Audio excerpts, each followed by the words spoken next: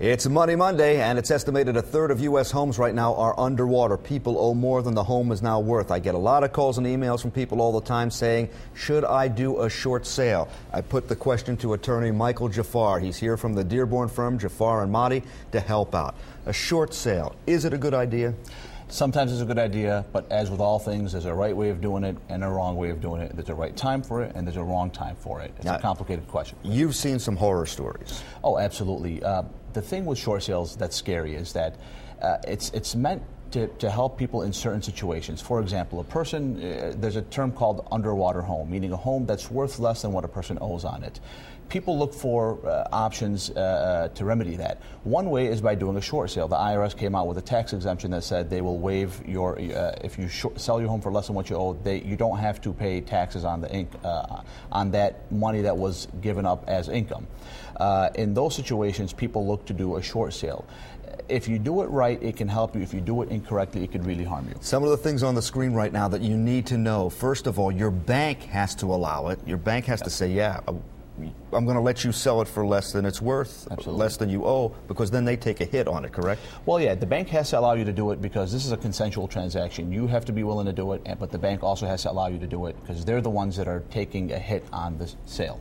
Something there on the third line of that graphic was really interesting because a lot of people don't understand it, and there it is. You may have to sign an affidavit. What does that say? This is why people get into trouble when they do short sales. If you do a short sale and you are going to remain in the home as an occupant, either renting it or if you're going to one day get it back, or if you sell it to a family owner, to a family member, you could be in a lot of trouble because the bank requires you to sign an affidavit that this is an arm's length transaction, meaning you're selling it to a stranger and you're selling it to somebody who you're not related to, and you are no longer going to end up as the owner or occupant of that home. They do that because they want to prevent fraud. People selling it to a brother and then living in it or making the payment for the brother. This is why the bank makes you sign an affidavit. Now, an affidavit is testimony in court. So if you sign an affidavit, a lot of people will do it without knowing they're doing it. If you do it, that's considered fraud because an affidavit, if it's false, that's perjury, and you've committed a felony. And so that's why people should be careful when they enter into a short sale. At least see an attorney and make sure that you're not entering into something that's going to harm you.